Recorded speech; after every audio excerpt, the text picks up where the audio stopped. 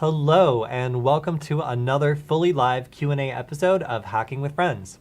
My name is Kody Kinsey. I'm a security researcher at Varonis, and today I have my good friend and fellow hacker Alex here to help us answer some security and hacking related questions, although you'll notice that Alex has now replaced Michael. So if you were all excited from last week and you had your cryptozoology questions queued up, you're gonna have to wait a little longer. I am so sorry because the door is closed. Our expert has left the building, but we do have regular old Alex, and he will be happy to answer any other hacking related questions that you might have. So thank you to everyone who have joined us live in the chat. And if you have any questions while we're going, please feel free to shout them out because we would love to hear them. Starting a little bit late today for a variety of reasons, one of which being our brand new streaming computer installed a Windows update and stopped working completely. So now that we've hopefully fixed that, everything is up and running again. Thank you for bearing with us. And if you're watching this later, then thanks for watching us later. All right, so we have a lot of stuff that we've covered this week, but before we do the Q&A section, we sometimes like to go through and talk about all the research that we personally have done, because as a security researcher, you would assume that there's some research that I'm doing or something that I'm up to, and Alex has pretty much the same job. So Alex, anything cool that you've been working on this week? Yeah, I've been doing a little bit of documentation and polishing up on the Rubber Nugget. So that's the most recent software I've been working on for the ESP32. Well, actually, this is a D1 Nugget, so I lied to you. I think you have a ESP32. From the front, you can't tell them apart, but yeah, this is a S2 Nugget. I've been working ESP32 S2. Yeah, I've been working on the Rubber Nugget software, which I demonstrated in my most recent video on Hack5, which is basically a tool that lets you run DuckyScript on a Wi-Fi nugget. So if you don't know what DuckyScript is, it's basically a language that lets you program like keystrokes that you can inject with a device that allows you to emulate like a USB keyboard. And this basically will let you run attacks at crazy speeds by plugging it into computers, since it emulates like a keyboard being pressed. So essentially, like, computers will inherently trust USB keyboards and think this is like user input being given from just a regular user just being typed really fast. So you're able to leverage this in order to inject payloads, run malicious scripts, or other things like that. Yeah, so if you've ever heard of like a USB rubber ducky, that's like pretty much what it does, except yours is learning some new tricks with Wi-Fi, right? Yeah, hopefully.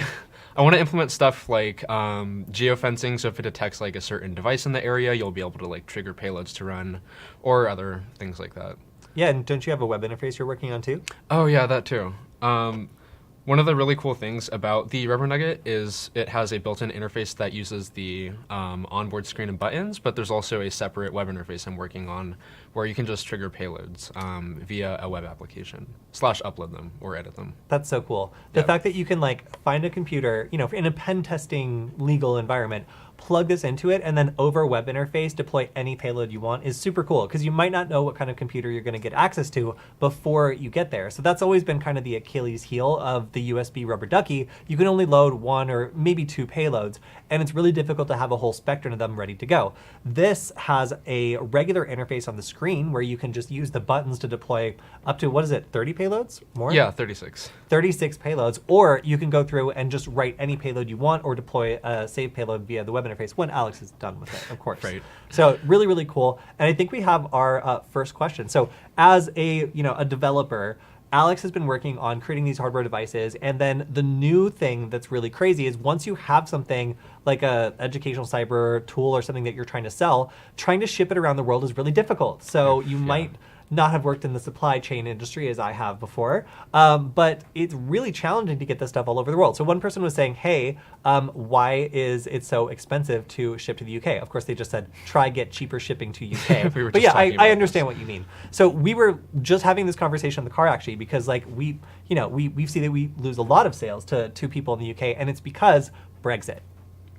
That's actually like the long and short of it, is like there is a new series of procedures you have to do to ship to the UK, and it makes it more expensive than to ship to the rest of the EU, which is like relatively like easy to figure out because it's kind of a harmonized system. So now for us, like it is more expensive to ship to the UK, both because of that, customs and that sort of thing, and then also just because we have to have everything be tracked. Because if you send something and it disappears, then frequently the customer will file a chargeback, and then you are out the product and the money and the shipping, and nobody's happy. So we've had that happen a couple times with things that were untracked. So we can only use tracked shipping just to prevent against that. So trying to make educational tools and ship them out for Alex especially has been a really big learning experience, because when he tries to make these things and then ship them out, it ends up being so expensive to ship to some places that like people from Canada and from the UK just couldn't really buy them until recently. Right. Canada now can buy them. The UK we're still working on, because we have to figure out like the rest of the world and then we get back to you. Sorry, it's just like Brexit stuff. We're sorry, we didn't do it though. So. Hopefully someday we can have Nugget ambassadors in different countries yes, to make shipping cheaper. Yeah, so so the shipping is we've added some shipping that is a little bit slower, but it is cheaper, because we realized I actually went and just plugged in a couple addresses and I saw to a couple places it was super expensive. So Alex is doing his best as a new creator, like getting on this stuff, and yeah, thank you for your input, because we know it's quite expensive to ship to some places. Yep. But yeah, super cool that the Nugget now has some more security related features similar to the Wi-Fi, I guess kind of similar to the Wi-Fi duck in terms of like what it can do, which is another really cool open source project. But the problem with the Wi-Fi duck is you need two different microcontrollers, because one of them is pretending to be a keyboard and the second one is effectively doing communication. This is cool because the ESP32S2 does both in a single chip, and that's really awesome because it makes it really easy to both develop and it also makes it really easy to deploy. And are you currently writing this in CircuitPython? Yeah, I tried writing an Arduino implementation for a while, but the support for the ESP32S2 is just kind of scarce right now. Yeah, so CircuitPython's really cool because if you're a beginner, if you're an advanced user, it's a little bit harder to work with sometimes because you can't just do things that might work with C++. They've made some decisions to abstract things or make it easier that might make it less I guess, versatile for all the things you might want to do. Right. So what the benefit of Arduino would be is just fine level control. But because Alex is doing this in CircuitPython, it means that even beginners can get in and start changing stuff around. Like we had a new person that's working with us pick this up and had never done Python before, learned a little bit of Python, was able to start modifying the menu system to make it look prettier, which I think is really cool. If someone can pick this up, read the code, and with a little bit of understanding, like figure out how to make their own modifications, to me, that's a better kind of educational tool, and it opens it up for more beginners who might want to add their own twist to what this does. Yeah, of course there's like drawbacks to having an interpreted language that's like running live on a really low resource like microcontroller. So for educational purposes, CircuitPython is pretty great. But when we're trying to do stuff like host an entire web application as well as also serve up like a user interface on the Wi-Fi Nugget, it starts to strain it a little bit. So yeah, it's been a little bit hard to like allocate like memory resources and other stuff like that in order to create like a fully functional interface for the Rubber Nugget. Yeah, no, so it's really cool just kind of checking in with you guys every once in a while, because I think a couple streams ago, we had a quiz that we put out to everyone. We asked you, would you rather this tool either deploy like an infinite amount of payloads, but have kind of a menu system that's kind of like a Canon digital camera, if you've ever used one, where you kind of have to go through some sub menus maybe to get to where you want to go? Or do we want to have one where in 3 clicks or less, we can deploy up, I think, 36 payloads? Yeah. And that's the one that everyone really wanted. So it was super cool to get some feedback and then create this educational project with everyone's feedback. So thank you to everybody in the chat who's contributed to that, because getting everyone's opinions is a really good way of making sure this is something that people actually want and enjoy using. So very cool. What have you been working on this week? So this week I have been working on a bunch of stuff. I have been working on using WaspZap, which is a free and open source alternative to PortSwigger. PortSwigger is Burp Suite, sorry. And while I really like Burp Suite, there is some stuff in it that makes me mad sometimes. For example, when you're using it to run one of their labs, it will deliberately slow down the speed of the request to try to get you to buy the pro version. And for me, like trying to evaluate whether or not I even want to buy it, having it take 10 hours to do one of the labs, and it literally takes more than 10 hours to do one of the labs when it's all slowed down like that, is kind of frustrating. So sometimes when it just takes too long, I've been switching over and doing a WaspZap, and it is, I would say it's nowhere near as well documented. The real difference here is like Burp Suite is so well documented, it's super easy to get started with and learn with, whereas WaspZap, the documentation is there, but a lot of it, like you'll be looking for something really simple, and the only reference will be a YouTube video that's 7 years old, which can be a little, I'm like, does it still work this way? Like, could it 7 years later? So I find that WaspZap was a little bit more frustrating as a beginner to get started with, but I really enjoyed it. And the fact that I could do all the same things that I could do in Burp Suite, but I'm not hobbled and I also don't get marketing emails, that's kind of cool. Nice. So I've been practicing that, and then also I've been working on Nugget stuff myself. My goal over the last week was to build 200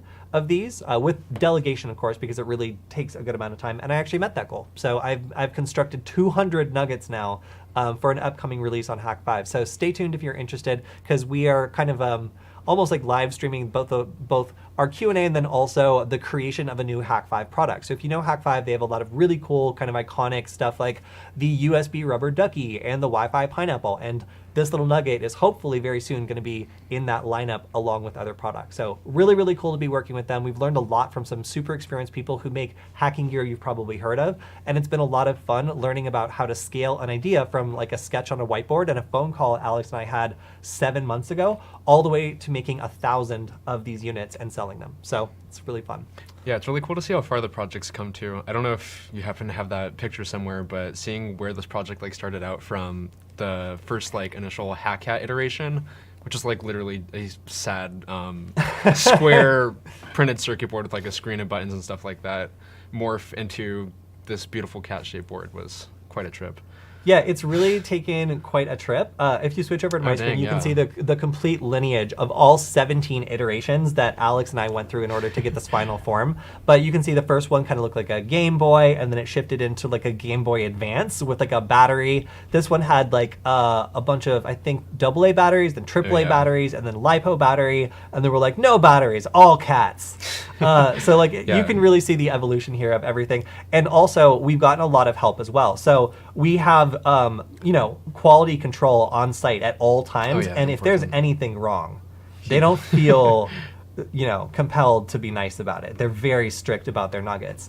So yeah, we've gotten a lot of help with this project, and it's been super, super cool to see it going into all sorts of interesting applications, including this one by Alex. Hey. So hey, look, that's you, Alex. No way. Yeah. Same hoodie too. Same hoodie. So, and also thank you very much to Varonis for the Varonis branded hoodie that Alex is wearing.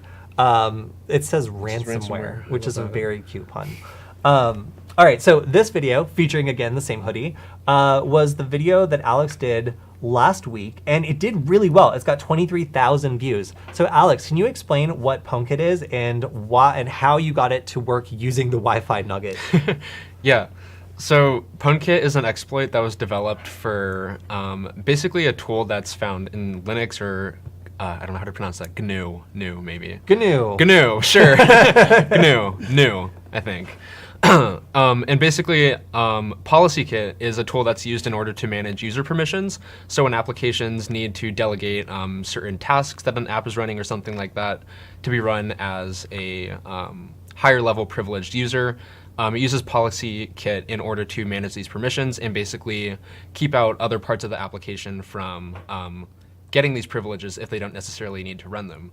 So there's a tool that's a part of PolicyKit called pkexec, and this is used in order, it's basically a tool that allows you to gain root or run commands as another user. But there's basically a memory overflow error within this tool that can be exploited where you can basically set the environment variables to run a malicious library that you can download locally. And once you are able to exploit this memory overflow error, it calls the environment variable path, runs and executes the malicious code, and then gives you root access all in less than 2 or 3 seconds.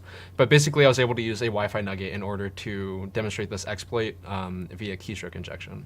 Yeah, so the big gotcha of this exploit is you need physical access in order to deploy it. So this isn't one of those really scary log4j things where you can just make this your user agent and boom, you're in. Right. But the second you have access to a Linux computer, then if you can enter this command, it will instantly give you root, and that is a really big deal. So that gotcha is you have to have physical access, and you might only have physical access for a couple seconds. So what Alex has done is compress the entire exploit script into something that fits on this Wi-Fi nugget, and or the rubber nugget specifically is the name of the code, like the rubber ducky, but the rubber nugget. Get it? It's funny. You like it?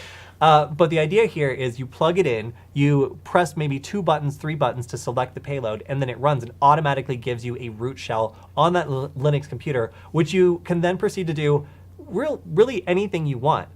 Such as something terrible. Alex, what did your payload do exactly? If we switch over to my screen, I can show you the demonstration. Yes.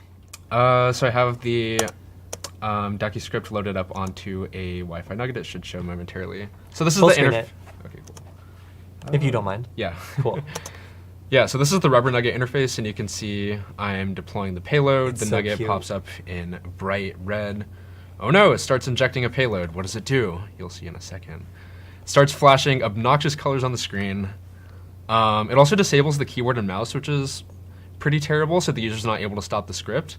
And then it also changes the root password. Yeah, and logs them out of their computer, essentially.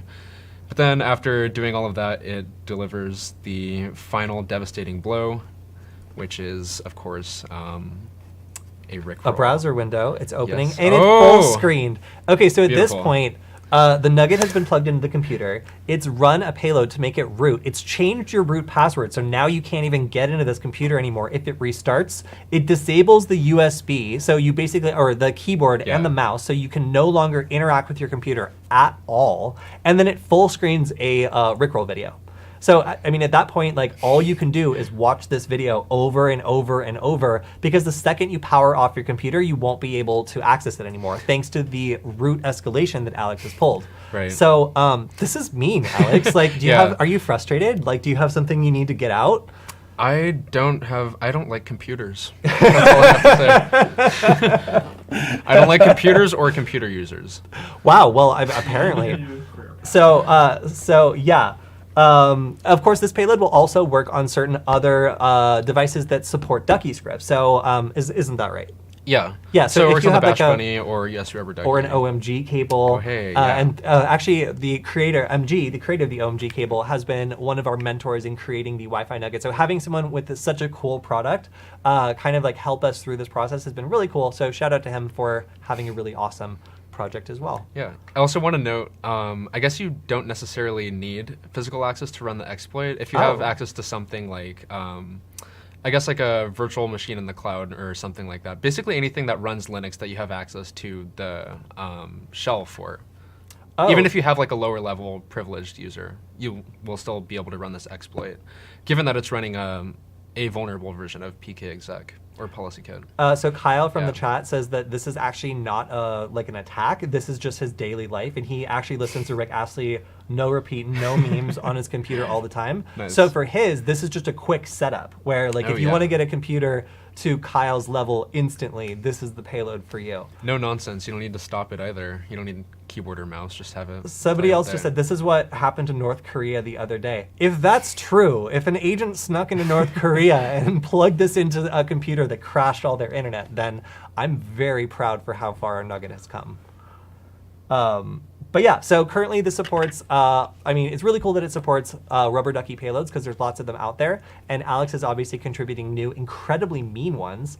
But there's also even more stuff you can do with this. The fact that it has Wi-Fi means, of course, Alex is implementing a Wi-Fi interface, so you can input payloads or even write them live. And in the future, this thing can even emulate a mouse. So if you wanted to maybe, I don't know, in the future, like run a payload that gives you like a view of the desktop. So maybe something like OBS Ninja or something like that. You would be able to just stream the desktop and then be able to take control of the mouse and the keyboard and kind of move them around, because you would be able to actually see that. So like, one thing this could turn into is if it became an implant where you could stick it in the back of someone's computer, it could connect to a Wi-Fi network so you could access it remotely, and then late at night or something, you could be able to like manipulate the screen and do whatever you want. There's lots of different things you could do once you have the mouse involved and you're able to execute a payload that then you can react to, such as being able to see the screen. So lots of cool stuff we're planning on doing in the future with this. And it's just a lot of fun to share with you guys what it's like to develop a hacking tool, because it's a mix of logistics, programming, hardware, negotiating with suppliers. It's really crazy. And it's been a lot of fun as we do this. So very cool also to get everyone's feedback on this project. Someone said it'd be cool to have a Bluetooth version of the Nugget called the Blugget. The That sounds obscene. It but does. Yeah, we tried experimenting with that a little bit with like the fat ESP32 module, the one that preceded this one.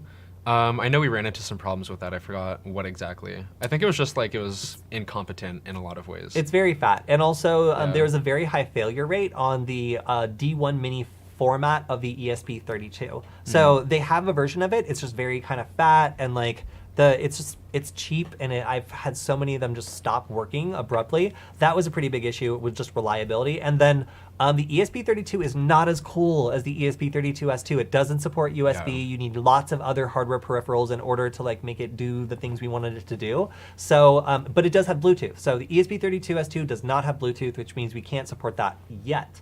There will be other microcontrollers that do support that, but our other option, which was the ESP32, what's cool is you can actually take one of our circuit boards, and if you get the D1 Mini format ESP32 with Bluetooth, you can make your own. You can just solder it to the back, and it'll be a little fatter, but it will actually work. So the D1 Mini is a very, very popular microcontroller breakout. It can host the ESP8266. It can host the ESP32S2. And it's really, really cool that there's so many different microcontrollers that fit in the same kind of pinout. So if you want to experiment with a Bluetooth version, you can get one of our PCBs, or you can make your own, and which it's open source. So if you want to like download the PCB files and get a couple made and try this out for yourself, you're free to do that. And then you can just put an ESP32 with Bluetooth on the back and actually make your own Blugget, like just like you want. But realize that it won't support the USB. So that's really the trade-off we had to do. It's like, okay, do we want Bluetooth or do we want the native USB so it can do all this cool human interface device stuff? And in the end, we were like, we want the native USB because you might get the Blugget, but it won't be able to, do the cool command injection stuff because it won't be able to show up as a keyboard or a mouse. So that's the trade-off here with your Blugget. Really good questions though, and like really good ideas as well. Because a Bluetooth interface would obviously be super cool to just kick back on your phone and be able to work with it. But I feel like a Wi-Fi interface will do the same thing. There's just so many iterations of like the different chips that Espressif offers. Like we even had to make the trade-off with the new like C3 chip. Like that one's the RISC-V based architecture, but sadly that one doesn't support native USB, which really sucks because it's super fast and cool. Hey, so this is a really great question. Where do you see the industries, the Nugget, being used for protecting information, or is this just a cool tool you're creating to understand ways businesses/users can be hacked? So actually, we have another version of this that is called the Nugget Defender that we are working on, which is a blue team tool. So instead of being an attack tool, which is supposed to show you all the different ways you could be attacked and kind of help audit, and also inspire other hackers to like push this even further, we have a tool that basically allows you to take control of your Wi-Fi network, see which devices are connected, and then if one of them isn't connected, or if one of them isn't supposed to be connected, it's like a random camera you don't notice, or like maybe your neighbor's device, then you will be able to not only kick it off your network, but also track it down physically with a little signal detector that will give you the signal strength and let you know when you're getting closer and closer. So this is something that's designed to let you know if your network is under attack, if someone has joined your network without permission, and also be able to spot common signs of Wi-Fi attacks or intrusion. So it's something that, I didn't even get to the best part. It also sits on your Wi-Fi network and will pretend to be like a vulnerable like file server or something else that people would be really interested in. So as soon as someone does break into your network, not only should you get an alert that someone's like kicked a device off your network and now a new device is joined, you should also be able to see that someone has clicked on this honeypot, because it utilizes a canary token, which is a really cool free online web token that lets you know when people are touching things that they shouldn't be. And as soon as you attempt to log into or hit the login page for this forbidden device, it fires off a canary token. And if they try to log in, it fires off another canary token that lets you know the login that they tried to use. So this is also great for catching someone snooping around your network. If you want to pop it up and see maybe like somebody else in your house is just trying to log into random stuff, then you could probably learn a little bit more about whether or not you're under attack or not, or if there's devices connected to your network that you just don't recognize, you can trace it down to that old printer or something that you forgot about. But for me, I found that like using this tool to audit my network, see all the different devices that were there, and then physically track down each one to make sure it was something that I was okay with being connected was really cool. So that's something that we're still working on. We really want it to be perfect before we release it, so we're probably still a couple months out on it, but it's something that we created as a primary concept for the way that people can use this, because we want to not just help the red teams, but also help the red teams too, and these really cheap microcontrollers can definitely help with that. We're teaching the Nugget a lot of new tricks, but I think network defense is probably the most cool feature we're working on at the moment. I've also been working on the Nugget Invader, which is an offensive tool. At the moment, it only supports deauthentication, but we're also looking at implementing other attacks like directed beacon frame attacks or other tools that can be used to do sketchy Wi-Fi stuff. Julian asks, will it go beep, beep, beep as you get closer? No, but the Nugget will get more and more excited. So you'll see like a signal strength meter, and then the actual little cat icon will get wildly excited as you get closer to the source. I'm sure, Nasty. right, Alex? Yeah, I hate it. Okay, cool, yes. I've been adding kind of like wet anime eyes that like I think are great, and other people seem to be like really turned off by, although the audience thinks it's wonderful. So Alex is trying to make it more cute. I'm trying to make it more like wet anime eyes. But they get wetter every video. They do. They it doesn't really do. stop. Yeah. So one question we also got from the chat is, can I ask you if you're traced by other people or hackers if you use proxy chaining? Is proxy chaining the most effective way to hide on the internet and stay anonymous? Alex, what do you think about that? I would say put your computer inside of a Faraday cage and throw it in the nearest river. Okay, so I would say if you are not willing to throw your computer in the nearest river, then it really depends on what you want to do. Like obviously Tor is a really great tool because it pops you at a different IP address every time. It's free, and the trade-off is you will get locked out of lots of websites very quickly because they associate Tor traffic with malicious traffic, and it's just not worth their time to even deal with it in the first place. So they will blacklist every Tor node that they know about, and that makes it kind of a pain in order to use Tor. Obviously, using a VPN isn't a great idea because there's been a lot of consolidation in the VPN industry, and a lot of these VPNs are being bought up by companies with extremely sketchy track records, which is kind of why we don't take on any VPN companies as sponsors, because I literally don't know of a single one that I would want to personally recommend to all of our viewers. So because of that, it's really hard to say if you don't own the infrastructure, then it's hard to say if it would be a good idea to trust it. And if you do own the infrastructure, then you own the infrastructure, so you're traceable. Yeah. So Tor continues to be kind of the gold standard for a lot of just anonymity. But again, there are trade-offs for this. So we need to know more about what kind of proxy chain are you using? Can the people on the other side see it? At what point can they see it? And what kind of infrastructure is being used? Those are all really serious questions for if you want to stay completely anonymous. Again, Tor is just really simple to use. And if you can find a workaround for the point that it will blacklist basically every Tor node when you try to access a common service like Gmail, for example, then you can really still use it to be very anonymous, provided you make sure you're not leaking any other data. I guess it also depends on what level of security or privacy you want, or who you want to hide your information from. It's do you want to hide your information from random hackers, or do you want this information to still be visible by the people that own this VPN service? Because I'm pretty sure the government can also make requests to see some of that information if you're doing sketchy stuff. Yeah, and a lot of these companies, the big VPN companies like PIA, have been bought up by a larger company that recently changed its name to hide from some of the sketchy stuff it did in the past with malware ads and other things that would forcibly install very sketchy unwanted programs on your computer to basically perpetrate scams.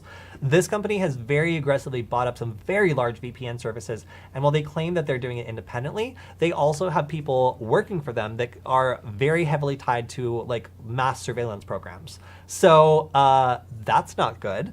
When you're using a VPN, it is definitely not a sure shot anymore that's going to be private. So if you want to be private on the internet, I definitely recommend taking the extra step at looking at other options. And one of them is definitely Tor. So I still don't know a better thing to recommend than Tor. It still works super well, and it's not infrastructure. The infrastructure can be attacked, but it takes a very sophisticated threat actor to do so, and the average run-of-the-mill person trying to detect you is not going to have access to those resources. So it still stands up pretty well. Yeah. So one question that has already been answered excitedly by Michael is whether or not you can track air traffic with a HackRF. And yes, you can. You can, in fact, track air traffic with things that are a lot cheaper than a HackRF as well. Have you done that before? No, but Michael does it all the time, nice. and he talks about it constantly. So Michael loves tracking airplanes, and in fact, he got a free antenna from some service in order to be part of their network or whatever. So there are some ways to get free antennas if you wanted to get started with this, or free software-defined radios that are able to track air traffic and contribute. But honestly, there's such good coverage in most places that I'll just use an app like Flight 24 or something like that, and be able to see where all the airplanes around me are in virtual reality, which is kind of cool. Nice. But yeah, you if you want to get the radio signals yourself, you can definitely do that. It's really interesting to see what's out there. And there are some things that are also redacted. So if you're really looking at air traffic and you want to see everything, then there's some planes that are like removed from Flight Radar 24 and like other places. So if you want to get like an actual eyes-on view of like what's up there, then looking at the signals yourself is definitely the best way to go. Someone says, I wonder what fun you could get up to with an SDR inside a Wi-Fi nugget with an attachable antenna. Ooh, now you're talking about something that's almost like the flipper. Oh, yeah. You know, because like how many times have I looked at my garage door and been like, the Nugget should do this. Yeah. I should just press the button on the Nugget and it should open the garage door. One thing that's really cool about the ESP32S2 is it has lots of extra pins that we've broken out so you can add other things to this. So while currently the board doesn't have an SDR on it, you can just add like a breakout board or something to it in order to add this capacity, or you can just sketchily wire it to the back and it would probably work with the ESP32S2. Yeah. So, and there's lots of different projects using the ESP32 and different radio frequency ideas and different chips. So while the ESP32S2 is really new, it just came out this year and it's been a little bit light on documentation in some places, it's rapidly coming along, and the ability to add stuff like maybe a Bluetooth module, or maybe for your Blugit, or maybe a software-defined radio module for listening, or even like an emitting module so that we could maybe open my garage door finally. All those are definitely something you could add on with the breakout pins. Yeah, I was looking at some like sub-gigahertz modules for like Arduino and stuff like that I wanted to start prototyping with for the Nugget. I wanted to try stuff like garage door replay attacks or cars or stuff like that, which I saw a proof of concept that seemed relatively easy that was done on, I think, an Arduino Nano or something like that, but it'd be really cool to replicate on a Wi-Fi Nugget, and we'll definitely look into that. So what is a good / cheap drone that I can fly around and take some nice pictures with it? Thank you. So I wouldn't say it's the cheapest drone, but the DJI Mini 2 has been really impressive since I did destroy it once, completely. I've crashed it many times and I've destroyed it once. I've slammed it into the underside of a bridge 15 times in a row. Didn't care. I've crashed it into water. I've crashed it into rock. The only thing it couldn't survive was being crashed into a clock tower at 35 miles per hour. So I found the limit. So if you're not crashing your drone into clock towers, then that should do you just fine. In fact, we were even able to hypothetically strap on additional hardware and fly with it, even though adding too much hardware might put it over some federal limit I don't care about that means you need a pilot's license or some such nonsense. But of course, it was all hypothetical, so we would never need to do any of that. Right. But if you were to be interested in adding things to your drone, then it does have enough lift to be able to comfortably pick up like a battery along with some hardware, like the basis of the Wi-Fi Nugget. In fact, I think it can even lift a Nugget itself. Pretty strong. Yeah. So I would say the DJI Mini 2 is a really solid drone for the money. I haven't really messed around with a lot of other drones, but I know a lot of their other drones are more expensive, and I don't need that because it has a 4K camera, and the video looks really, really nice off of it, and it takes great photos as well. So definitely that would be my pick because it's a good kind of mid-level drone, and it can lift stuff, which I think is cool. What do you think about using a rooted Android with data connected to a target network to use it as a pen testing Dropbox? There's lots of hackers who use Raspberry Pis, but can an Android be used like that too? Yes. So rooting an Android phone can be easy or hard depending on which Android phone it is and what you want to do with it. I found it to be hard. Alex, what has your experience been? With rooting Android phones?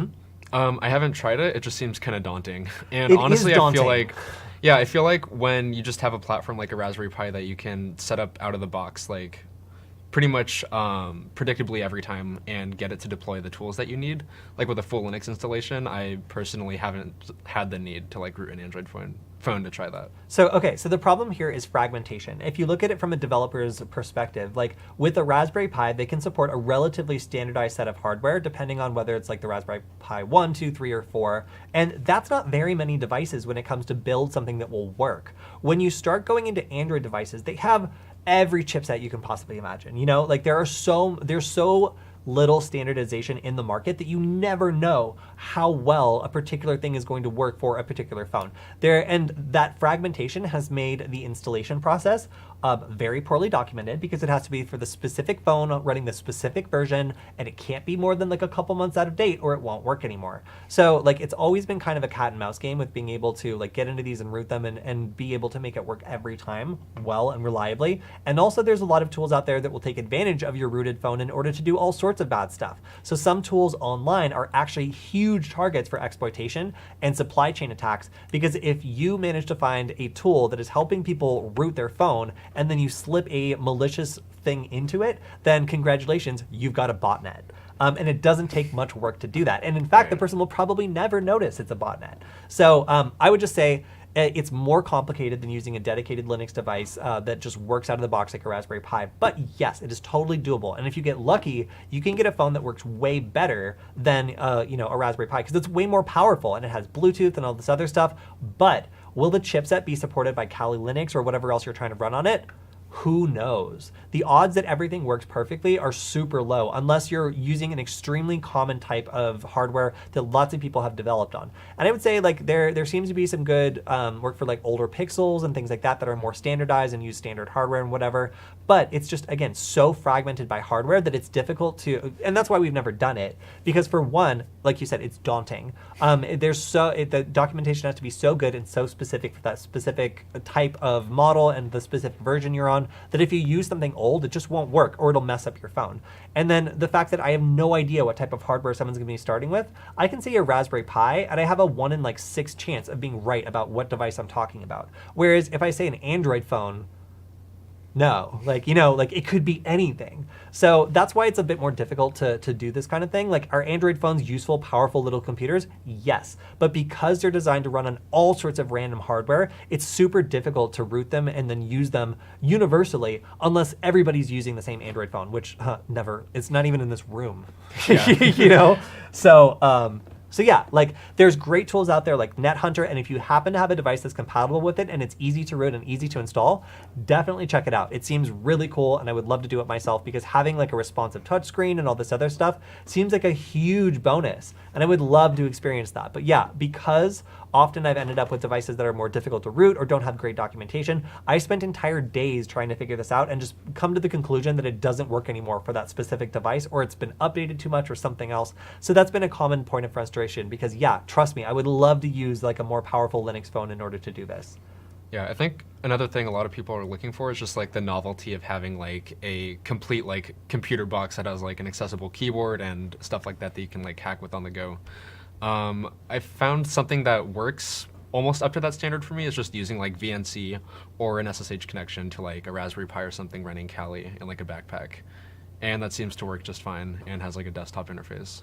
So Andre says that one issue is leaving it behind. If someone finds a phone, they'll probably just leave it or take it to a lost and found. They'll probably not turn it off. But if someone sees a Pi, then they're going to disable it. Yeah. I've actually found the opposite, and let me explain my experience. So like I've seen Raspberry Pis deployed as finished products, and provided it's in a case, people are just like, that looks fine, or like I might get in trouble if I unplug this. Like that's generally how they approach it. Whereas like a cell phone gets stolen so quickly. Mm-hmm. I worked at a music festival one time where I just happened to have like a like one of those display phones that they have at like like whatever store, like Best Buy or whatever. So just like a fake phone that doesn't have electronics in it. And I wanted to see how long it would take for someone to just steal it off the table if I put it a little further over the table like than I was. So again, this is in my eyesight still, but just on a table a little further away from me than it was like close.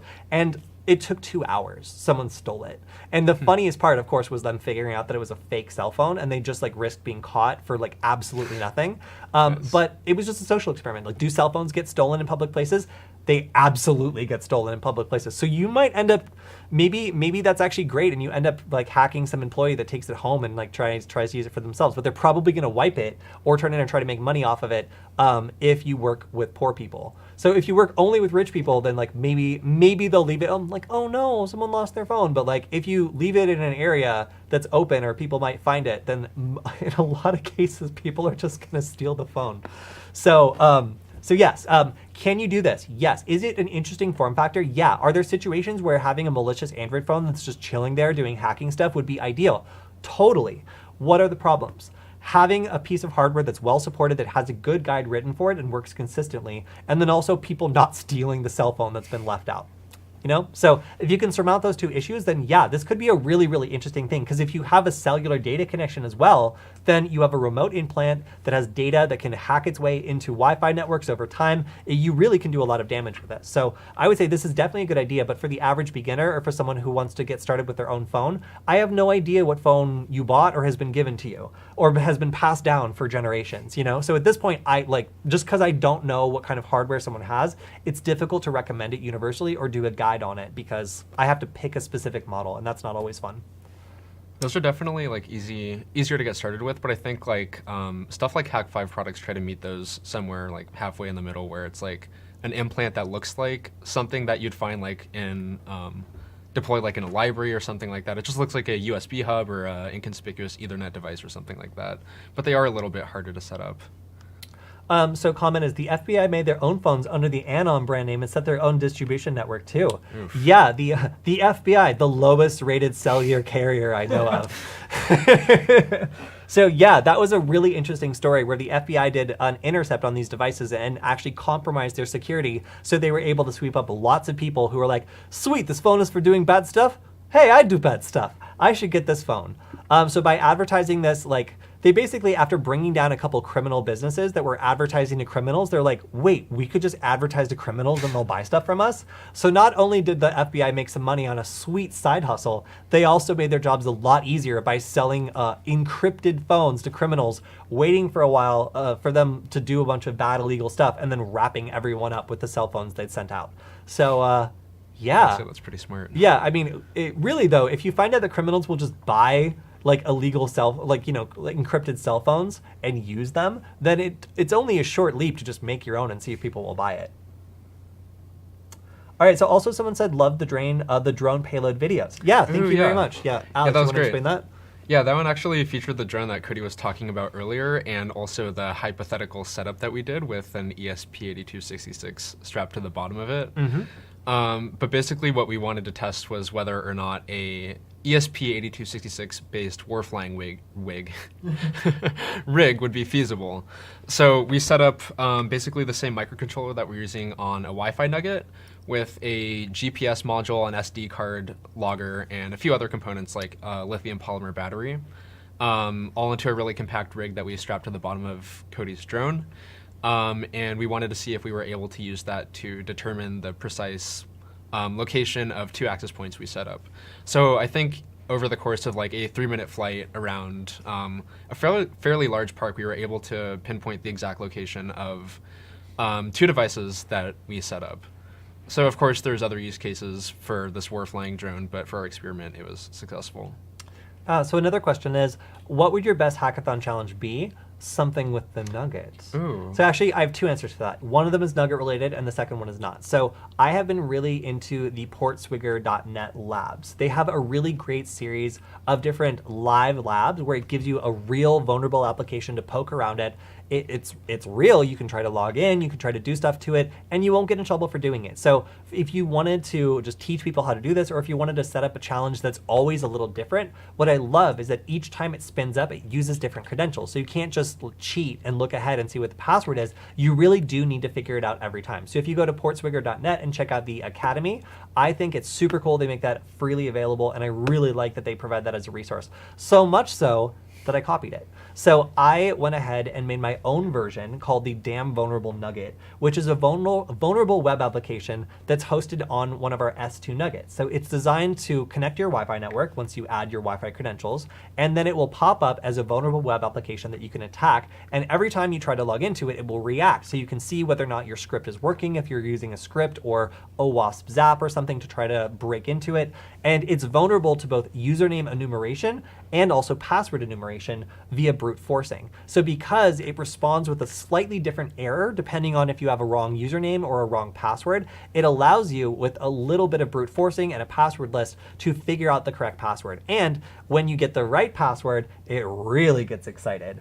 And the screen flashes with some extremely wet anime eyes, which nobody else seems to like, but I think is great. A lot of feedback has said that it's perfect. So yes, the other thing you could do is if you wanted to put a relay on the back of this, you could also control a relay so it turns literally anything you can think of on. I think it should self-destruct based off those nasty anime eyes. Okay, so if you wanted to strap the Nugget to like a circuit with some nichrome wire and a battery and a firework, then you could cause the Nugget to just explode at the end of the hackathon. If you wanted to, you could totally do that. So it's really cool having the breakout pins on the back so you can plug something like, a relay into it and then use it to like switch things on and off if you wanted that to be the end of the game. So yeah, currently I just have it do a little light show and let you know that you won. But in the future, you could do all sorts of cool things for a hackathon that gets people really excited when someone finally hacks the Nugget. So there's both a local option you can do, without having to worry about Portswigger's labs being up, because for a good 12 hours while I was trying to do it, they were down, the entire website. So if that happens, you can always take a Nugget and learn from there as well. We've talked about a few different CTF ideas that were interesting, but yeah, I think it's really cool that... I appreciate the support. I'm sorry. The anime eyes are exactly what it has to be. No. Thank you, Kyle. I agree. In the trash Kyle. can is exactly where it has to be. That's very aggressive. Yes. Yeah, so so one question was, wait, the FBI did that? Isn't that entrapment or isn't it illegal? Well, no. If you advertise phone, great for drug dealers and criminals. If you're interested, please inquire. If a bunch of drug dealers and criminals like buy your like drug dealer criminal phone and you market it that way, it's reasonable to believe that those people were going to use it to commit crimes. It really does depend on how it was being sold, how it was being represented. But I agree with you. Just selling phones that are backdoored by the FBI is probably not a great precedent when there's not some sort of legal process involved. But I think with the success of the takedowns of several of these encrypted carriers that were really, making it difficult for the FBI to do their job, they probably were able to get authorization for doing this just based on the fact that this business model has proliferated, and so many criminals were not wise to the fact that it is a super bad idea to buy a commercial drug phone off the internet that says it's a drug phone. Yeah, it's hard to argue for plausible deniability when you're buying a drug phone. Based on the marketing that it's a great drug phone. Yeah, exactly. Nice. It turns out that if you say something terrorism, you can wiretap pretty much anything in America. So I wouldn't be too surprised. I would suspect that this was probably signed by some secret court order, and then they allowed for some sort of blanket surveillance based on the presumption that people buying a phone marketed for criminals might in fact themselves be criminal. But I agree that it's actually a pretty slippery legal slope to just say like, well, anyone could potentially be a criminal. Let's just sell backdoored phones to everyone. So yeah, I was actually kind of shocked when this came out too, because it was quite a mental leap to think like, oh, instead of like getting a warrant to go after specific people, like they're just intercepting phones that are going out to people they assume to be criminals, which is like a very different thing. All right, so I think it's finally time to get to some of the questions from the video. So if we switch over to my screen, you can see that there are 84 comments on Alex's last video. One of them that I'll let you answer is this a bug or feature? I'm confused. Depends on how you want to look at it. I mean, PKExec was definitely designed to allow you to escalate privileges, and also, of course, to allow that feature to be implemented within applications. But no, it's a bug. All right, let's move on to some meaner comments. Oh, yay. Okay, I'm not going to do that one. I'm pretty sure like half of them are troll comments, so that's okay. Yeah, what is the purpose of the Wi-Fi on the Nugget? And then also, any Linux user not using USB guard needs to go back to Windows. Well, I don't appreciate the gatekeeping, but USB guard is a really good point. Can you, can you say what USB guard is? Well, first I'll talk about the attack that was demonstrated. We talked about this earlier. Keystroke injection, it's basically where a device like the Rubber Nugget or a USB Rubber Ducky or something like that pretends to be a regular USB keyboard and can do stuff like type malicious payloads at basically superhuman speed. Something like USB Guard would be able to detect when these payloads are being injected just by looking at how fast they're being typed and essentially prevent them from being run. Right. So yeah, I would recommend installing that in order to prevent these attacks from being run. Yeah, if you're not plugging in a bunch of random USB devices to your computer all the time, then it is a good idea. Of course, it will do things like, I think it tries to alert you if a new USB device is plugged in. and it will block it automatically. So if someone just casually cruises by and plugs something in, then it should prevent that from automatically working, which I think is actually a really great feature, although it can be annoying if you're swapping out a bunch of USB devices. Yeah, you can like whitelist and blacklist devices too, I think. Yeah, which is super, super cool. Yeah. Of course, like potentially, if you wanted to, you could probably clone the ID of a USB device, but it would be another step. Like if you unplugged the USB, plugged it in to get the code, and then plugged that in, you could very quickly get that code and maybe copy it, but I haven't actually seen it done. Now, to address the previous question too, Wi-Fi on the Nugget, for other software we're working on too, like the Nugget Invader or Defender, but in this case, the Rubber Nugget also does support Wi-Fi, at least for one of the features I'm working on, which is the web application. And eventually, we want to implement stuff like geofencing or other features that detect the presence of nearby devices and use that in order to run payloads or stuff like that. So one question was, WTF MacBook Pro hostname on Lenovo. Nice. That's my computer. Thank you. I did that. Yeah, so I love confusing people on local networks when they do a scan and try to like figure out what I'm running. So my MacBook Pro is a ThinkPad, and then my Linux computer is a MacBook Pro. Little piece of subterfuge right there. But Alex recently... My ThinkPad's in the trash can. Yeah, Alex recently destroyed his computer, so he's currently borrowing mine. And I'm glad that people appreciate the little quirks I've made to it. Any real world usage. Yeah, and that I think is just doing very bad stuff. Yeah. Okay, I'm going to continue. All right, here we go. Here's a mean one. If you watch this guy when he talks, you will notice only his right eyebrow goes up, not his left. His right, our left. All right, thanks for... What? What? Did you watch the video? I mean, clearly you watched the video, but did you put sound on when the video? Because we were talking about... Okay, that's fine.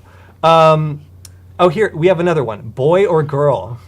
Choose your own adventure. I don't know. Okay, and then finally we have nice nail polish, bro. Also, there's no T in across. Really? Okay. And then we have a double question. Why would you want to hack a Linux machine? Are you guys hacking other hackers? And then a follow-up question. Why would hackers hack other hackers? That's a funny Alex, assumption. do you care to comment? Yeah, sure. Well, first off, most infrastructure is running Linux. So, I mean, there's some pretty juicy targets that are probably running Linux under them. Like, I guess like servers for web applications or other stuff like that. So there's some pretty high-level targets that are probably vulnerable to this exploit. Are you guys hacking other hackers? No, not necessarily. Not necessarily. Okay, so we also have a question, or rather a statement, that actually already has the correct answer as a comment. So I'm going to go ahead and read both. So here's I guess it's just a statement. This is not a Linux utility. Linux is a kernel the OS can use. PolicyKit is the software/library the OS uses. This is not Linux. You can use the software in conjunction with another kernel. To which there are 7 replies, and I'll read you the one that's the right answer. I'd just like to inject here for a moment. What you're referring to as Linux is in fact GNU/Linux, or I've recently taken to calling it GNU plus Linux. Nice. Linux is not an operating system unto itself, but rather a free component of a fully functioning GNU system made by another GNU core libs. Shell utilities, you guys get the rest. Nice. So thank you for butting in, Linux person. But I'm sorry, do you run Arch, by the way? They seem like the kind. I'm just asked because it seems like you might run Arch.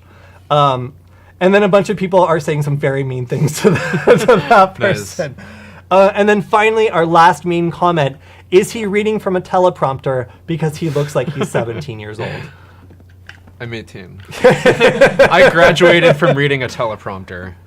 Yeah, so thank you everyone who left a comment on this video. Again, this got 23,000 views in just since last week when we posted it. So it was really cool getting that much interaction and having so many people voice their opinions. Right. So one question from the chat was, Alex, what did you do to destroy your laptop? And I would refer them to all the times you would say, hey, want to see a trick? You can literally just like go back to any of like our old live streams and watch me do that exact trick on them. Just like slap it 360 or like hit it with a hammer. Yeah. Yeah, so Alex likes to take his laptop and violently shake it back and forth to demonstrate that it can flip backwards completely, which I suspect may have had something to do with its untimely demise. We Yeah. don't know. I will say you didn't even shake it that day that it broke, though. No, Yeah. that's unfortunate. All right, so we're quickly running out of time. So if you have a question you want to fire off real quick, we can try to answer it. But if you have a question that exceeds our time, you can always leave it on the YouTube channel. Or as you see, you can also go ahead to the Hack5 channel and leave a comment on the video, because we will go through and, provided it is somewhat appropriate, answer it. So yeah, thank you very much to everybody in the chat for giving us some good ideas for the rubber nugget, which Alex is working on, and then also just for hanging out and asking such great questions. We'll see you again on Friday when we do our news roundup, and again, of course, next week on Tuesday. So if you have any questions, we will answer them there. Looks like there's a bit of a debate about Cobalt Strike and whether ransomware operators and bank robbers love it more than pen testers. I think just everybody loves Cobalt Strike, but that's really the problem, isn't it? The fact that so many people use it makes it difficult to know if it's a pen tester or a bank robber, and that's kind of what is the appeal for, I think, for both parties in that case. All right, so that's all we have time for today. Thank you everyone for joining us, and we'll see you next time. Bye.